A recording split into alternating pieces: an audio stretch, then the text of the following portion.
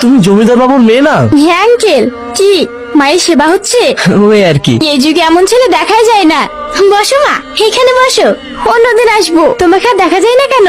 একটু ব্যস্তর মধ্যে আছি তো তাই। ও ভয় পেয়েছে, তুই জমিদারের মেয়ে তো তাই। একদম ঠিক। তোমার আব্বু আমাদের বিষয়টা জানলে আমাকে কেটে ফেলবে। বাপ পরে জানবে, আগে আমার হাত থেকে পালিয়ে দেখা। তোর এত বড় কলিজা।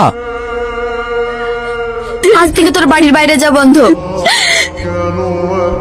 টনি, জমিদার বাবু আমার ছেলে কিছু করেনি। হাব্বু, ওই শুয়োরের বাচ্চাটা হাসিকে প্রেমের জালে ফাঁসিয়েছে। আমি হাসিকে ভালোবাসি। চুপ! ভালোবাসা সালা। ছোটন, তোর এত বড় সাহস! আমার একমাত্র মেয়েকে তুই জানিস এই এলাকার কেউ আমার সামনে মাথা উঁচু করে কথা বলতে পারে না। ইচ্ছে করছে তোকে এখানেই জানে মেরে দিই, কিন্তু আমি তো জমিদার, তাই বিচারটা সমান হওয়া উচিত। এই, একে কেউ 25 গা বেতের আঘাত করে ছেড়ে দে।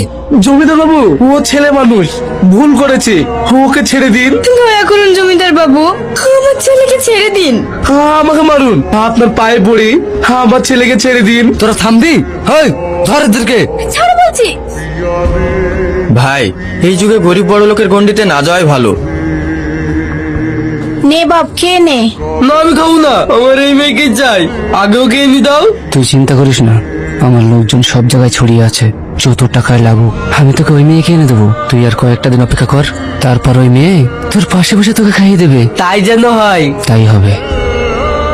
ও জমিদারের ছেলে ছোটনকে কিছু লোক পুরো আটা চেঁচা করেছে, এখন হসপিটালে আছে। তোর পেটে কোনো কথা থাকবে না, এটাও বলে দে হাসারিনে কিডন্যাপ হয়েছে, মার খেয়েও শখ মেটেনি তোর। কারা আর কখন নিয়ে গেছে? তোরা বহরমপুর থেকে এসেছিল, সকাল 10টার সময় নিয়ে গেছে। হে ভাই, এ তো অনেক লোক রে, কিভাবে কি করবি? কেন, ভয় লাগছে নাকি? না, ভয় না, এত লোককে কেলাবো তাই একটু মায়া লাগছে। মায়া? তাও আবার তোর? তাহলে তুই এদিকটা দেখ, আমি বরকে গিয়ে কেলাই। এই